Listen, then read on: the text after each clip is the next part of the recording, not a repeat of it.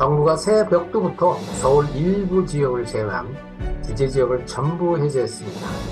과연 이 규제 지역 해제로 집값 하락을 막고 정부가 바라고 대다수 국민이 바라는 집값을 안정시킬 수 있을까요? 이 규제 지역 해제는 무주택자나 저소득 서민층에게 얼마나 혜택이 있을까요? 보도자료입니다.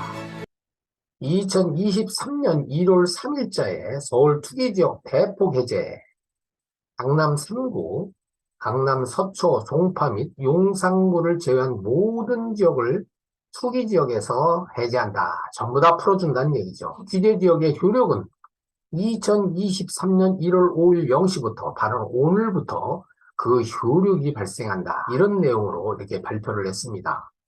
정부는 그동안 급격한 부동산 경기, 특히 아파트 경기의 경착력을 막기 위해서 정부가 들어서자마자 6월 23일자에 1차적으로 규제지역을 해제하고 2차로 9월 21일자 또 한 번 단행했습니다. 그럼에도 불구하고 시장이 싸늘하게 점점 경착력으로 진행을 하자 지난 11월 10일 날 서울과 광명, 과천, 성남, 하남을 제외한 대한민국 전부를 다 풀었습니다. 시장의 부동산 경기는 더 악화일로로 가고 패닉 상태로 들어가자 다시 2개월도 안 돼서 이번에 전면 해제를 한 겁니다. 그런데 여기 보니까 용산하고 서초, 강남, 송파는 제외했네요. 오히려 노림자라고 할 수 있는 이 지역을 지금 제외를 시켰습니다. 지금 부동산 경기를 살리기 위해서 경착륙을 막고 연착륙으로 부동산 경기를 안정시키기 위한 일환인데 용산, 강남, 송파, 서초를 뺐다? 요건 좀 의아한 내용이죠. 여기에 투기가 일어납니까? 지금 어떤 투기가 일어납니까? 투기를 우려해서 이제 뺀 모양인데 이왕이면 경기 살리기 위해서는 바로 강남 3구와 용산까지도 풀어야지만 그나마 부동산 경기가 좀 더 살아나지 않을까 하는 것이 나의 판단입니다. 자, 이번 규제지역 해제로 대출 규제 완화하고 세금 완화하고 청약 완화하고 지금 방금 강남 3구와 용산을 제외한 서울 지역 전역을 분양가 상한제를 해제를 했습니다. 이런 내용에 완화된 내용이 과연 누구한테 혜택이 많이 갈까? 이거 한번 생각을 해봐야 되겠죠. 청약 완화, 가장 하이라이트는 거주 제한을 완화시킨 겁니다. 또 세금 완화, 종부세라든지 양도소득세, 취득세 등을 많이 이제 규제를 완화를 했습니다. 대출 규제, LTV를 많이 상향 조정을 했습니다. 이런 내용들이 무주택자나 저소득, 서민층에게 과연 얼마나 많은 혜택이 돌아가서 구입하고 싶은 주택을 살 수 있을까요? 이 혜택 누가 받나요? 한 번쯤은 생각을 해봐야 되겠습니다. 온 국민이 다 알고 있습니다. 지금 금리는 천정부지로 뛰고 있습니다. 그런 와중에 DSR은 오히려 3단계로 강화를 해서 대출을 강화시켰습니다. 고금리에 장사 없다는데 이 말 누가 했습니까? 원희룡 국토부 장관이 얘기를 했습니다. 그런데 고금리에 지금 천하장사가 있습니다. 그 천하장사는 누굴까요? 고금리가 이렇게 하늘 높은 줄 모르고 치솟으면서 국민들의 돈은 그냥 추풍낙엽처럼 떨어지고 있습니다.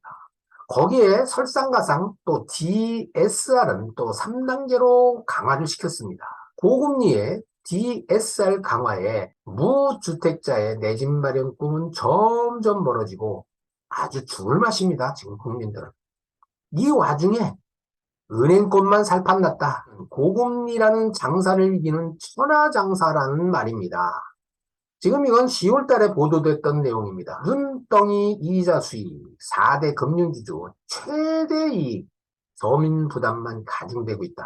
이것이 지금 현실입니다. 보도 내용들을 한번 볼까요? 환율 안정되고 조달금리 낮아졌는데 대출금리 왜 또 오르나? 자, 1월 3일자에 지금 보도 내용들입니다. 새해 들어 시중은행 주택담보대출금리 상단 연 8% 돌파, 연 8% 돌파, 연 8% 돌파. 지금 모든 언론과 방송에서 이렇게 연 8% 돌파됐다고 방송이 나오고 있었습니다. 3일 금융권에 따르면 KB금융, 신한, 하나, 우리, NH농협 등 시중 5대 은행의 주택담보대출 변동금리는 상단 8.12%까지 나타났다. 자, 이건 문제가 많죠, 지금. 자, 이 그래프는 2001년부터 2022년도 사이에 주담대 금리와 또 기본 금리의 추이를 나타낸 겁니다. 한번 볼까요?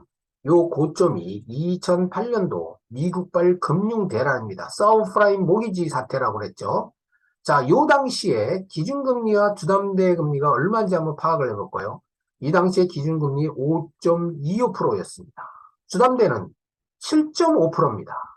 자, 전 세계 금융 대란을 맞아서 우리나라도 상당히 피해를 많이 입었던 이 당시에 주담대 기준금리 차이가 이 정도밖에 안 됩니다. 2.25% 갭이 있습니다. 그렇다고 보면 지금 현재 우리나라의 기준금리와 주담대 수준은 지금 어떤 것인가를 한번 볼까요? 기준금리 3.25%, 주담대 8.12%입니다. 자, 이거 비교가 안 되죠. 금융 대란 시절에도 주담대와 기준금리 차이가 2.25%밖에 차이 안 났는데 지금 현재 어떻습니까? 8.12에서 3.25%, 거의 5% 차이의 갭이 생깁니다. 그러면 어마어마한 이익금 누가 다 챙기고 있습니까? 이거 은행권에서만 살판났다는 얘기가 그래서 나오는 겁니다. 고금 내 은행권만 천하장사라는 얘기가 그래서 나오는 겁니다. 이거 너무 심한 거 아닙니까? 지금 정부에서는 뭐 하고 있습니까? 이런 갭 차이를 그냥 두고 바라만 보고 있는지 참 안타깝습니다. 한국은행 기준금리 변동 추이를 다시 한번 보겠습니다. 간단하게 보는 내용이죠. 2008년 금융 대란 시절부터 지금까지. 지금 현재 기준금리가 3.25%, 당시 5.2% 확인했었죠. 주담대 7.5%, 지금 현재 8.1%. 두말을 안 해도 지금 얼마만큼 은행들이 막대한 이익을 국민들로부터 취득을 하고 있는지를 아주 적나라하게 보여주는 내용입니다. 정부는 빨리 은행의 구조조정을 통해서 이러한 국민들의 부담 가중을 줄여야 되겠습니다. 자, 또 한번 보도 내용을 볼까요? 고금리 탄 은행들, 올해 순이익만 20조, 역대 정권 이래 사상 최대의 이익을 올리고, 국민들은 고금리로 인해서 허리가 휘어지고 지금 뼈아픈 고통을 겪고 있는데 그 반면에 은행들은 이렇게 돈잔치를 벌이고 있습니다. 이렇게 돈잔치의 틈을 타서 명예퇴직자들이 나타나고 있습니다. 지금 너무 돈벼락을 맞고 있습니다. 은행에서. 5대 금융주주의 연간 수익률은 20조 금액에 달할 것으로 생각합니다. 이게 2022년 12월 19일자인데 지금 올 초에 방금 지금 설명한 대로 다시 대출금리를 올렸습니다. 이게 웬일입니까? 국토교통부 장관은 고금리에 장사 없다 이렇게 얘기를 하지만 이렇게 천하장사가 있으면 이 천하장사를 어떻게든지 막아야 될 거 아닙니까? 국민들한테 이익을 좀 돌려줘야 되는 거 아닙니까? 이렇게 은행만 순이익을 챙길 것이 아니라 정부에서 빠른 시일 내에 이런 조정을 통해서 금리를 인하를 시키고 규제 지역에 해제한 그런 취지대로 무주택 국민들이 지금 고금리에 시달리지 않고 주택을 구입하는 정책을 빨리 펴야 되지 않겠는가, 그런 판단이 있습니다. 계속 이렇게 보도됐던 내용입니다. 조선일보, 연합뉴스 등 모든 언론과 방송에서 지금 은행에서 이렇게 최대의 수익을 내고 있다고 연일 보도하고 있는데 정부는 지금 어떤 대책이 있는지 궁금합니다. DSR 3단계 시행으로 대출은 절벽, 우려 현실로. 그럼 이 대출 절벽 현실을 누가 고스란히 피해를 입습니까? 바로 중산층 이하 저소득 서민층과 무주택자들만 고스란히 피해를 보고 있습니다. 고소득자나 유동성이 풍부한 기관이나 개인들은 눈 하나 깜짝 안 합니다. DSR이 있거나 말거나 규제가 있거나 말거나 가격이 싼 부동산들 줍줍하고 있는 현실입니다. 빨리 약간의 조치가 있지 않는 이상은 서민층들은 점점 내 집 마련의 기회가 멀어진다. 이런 판단이 있습니다. 자, 그러면 DSR, 이 내용은 연소득 대비 총부채 원리금 상환액의 그 비율을 얘기를 하는 겁니다. DB 서비스 레이어라고 그러죠. 자, 개인별 총부채 원리금 상환 비율을 40%까지만 적용하겠다. LTV 규제지역 해제하면서 70%까지 올리고 또 생초자들한테는 80%까지 올리고 암만 올리면 뭐합니까? 여기 DSR 40%를 적용시키는데 근데 이 40%도 오히려 적용을 강화했습니다. 자, 1단계 2021년 7월 1일 이후에는 6억 초과 주택이거나 신용대출 1억 초과 시 적용을 하겠다. 이렇게 적용을 해놓고 그 다음에 2021년 1월 13일 이후 총대출 2억 초과 시에 40% 적용하겠다. 이번에 3단계 또 시행을 하는데 부채가 디빗이죠. 디빗 그러면은 결국엔 빚이라는 말이 나오네요. 영어하고 우리 한글어가 비슷한 그런 언어를 가지고 있네요.